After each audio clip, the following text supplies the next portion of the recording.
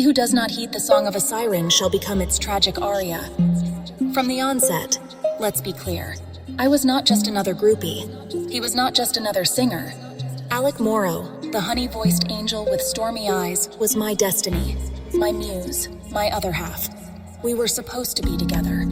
I knew this deep in my bones, even if he didn't yet. I started by sending him small tokens of my affection, leaving my heart bare in letters doused with my perfume. I slipped them to the backstage crew, tucked them into bouquets, but his world was a whirlwind. He never noticed. A subtle approach was clearly not enough. Then I began to become more noticeable. I was always in the center of the stage at every show, and I wore the craziest costumes so he could see me amidst the sea of adoring fans.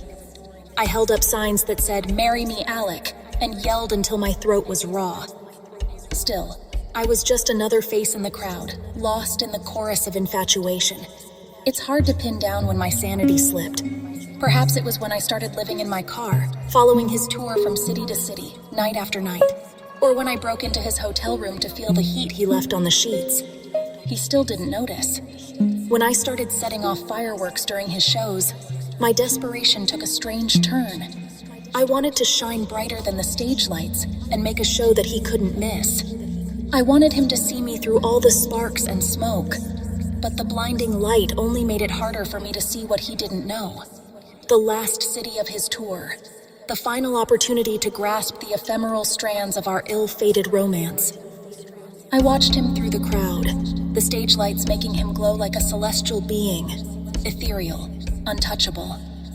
I clutched the string of fireworks tied to my waist, their presence a grim reminder of the final act of my crazed soliloquy. I felt alone and unseen in a crowd of thousands. This song had become my quiet, haunting anthem, the elegy of my love that I had never seen. But tonight, I'd turn our separate songs into a shared dirge. A tragic finale that would eclipse his radiance, turn his ballads into mournful echoes. I would become his final melody, his swan song.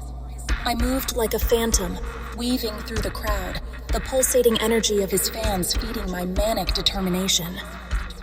When I got to the tall scaffolding, the steel was cold against my shaking hands. My heart pounded like a war drum, echoing the rhythm of his song. I started to climb, every rung a step closer to our destiny.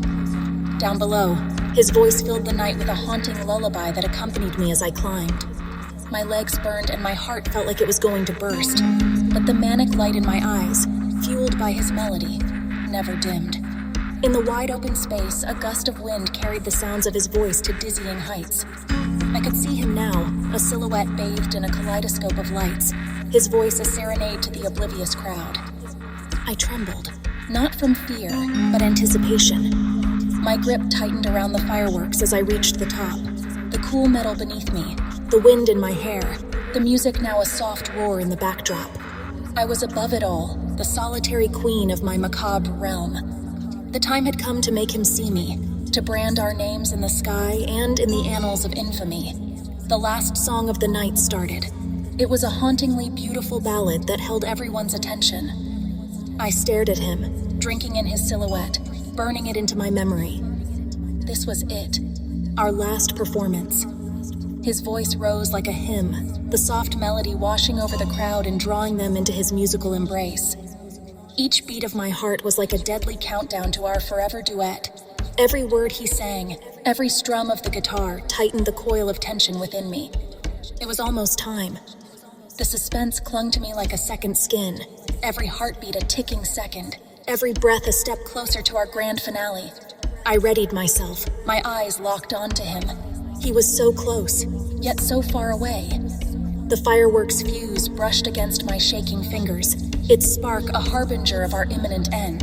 The anticipation was nearly unbearable. This was our moment. Our tragic climax was but a breath away. When the fireworks started going off, his eyes finally found mine. The sky was filled with a blaze of lights, like a bouquet of flames. The world around us was transformed into a tempest of fire and light. The stage became an inferno, a cruel parody of the spotlight he was accustomed to. Each dazzling burst ignited a new wave of chaos. The scaffolding supporting the massive speakers, banners, and stage lights, once a testament to his fame, now became a precarious, fiery cage. Curtains went up in flames, creating a blazing backdrop against the night sky. The fireworks did not discriminate. They lit up everything and everyone with the same light. Still in the middle of a song, his band became silhouettes in the growing fire. Their shocked faces, lit by the advancing flames, became frozen portraits of dread. Once mesmerized by his music, the crowd now screamed in fear, making a chorus of panic and confusion. As people ran away from the sudden disaster, their screams for help were just as loud as their cheers and applause had been at the concert. The fireworks sparked off one another, creating a cascading effect. Bright streaks of red, blue, and white rained down, setting the stage floor ablaze. The instruments, once creators of the sweetest melodies, were now consumed, their strings and keys popping and hissing in the relentless heat. Alec, trapped on the stage, looked like an apparition, a tragic hero caught in the final act. His microphone, still live, shrieked as it too caught fire, twisting his last notes into a distorted echo that reverberated hauntingly over the chaotic symphony of destruction. The terror mirrored in his stormy eyes would forever be etched in my heart, a grim tableau I carried to the grave. The world we knew was going up in flames, and we were both helpless spectators in the monstrous spectacle I had orchestrated. There was no pain, only a final symphony of sound and light as we locked eyes. Then the world spun, the crowd roared, and we were both swallowed by the flames. The searing heat consumed us, the very essence of our existence becoming one with the pyrotechnic spectacle. He who does not heed the song of a siren shall become its tragic aria. His last song was our requiem, and his last step was a shared funeral pyre. In my warped mind, we were finally joined in death, a grotesque union that came about because I was obsessed with you. In the end, I was more than a face in the crowd. I was the catastrophe they would remember, the stalker whose devotion had ended in a symphony of flames. And he, my beloved Alec Moro, had paid the price of my madness, his life extinguished at the apex of his fame. We became the macabre spectacle the world would remember, our names forever intertwined in the annals of musical history. Our love story had ended as it began, a whisper of insanity riding on the wings of an unforgettable melody.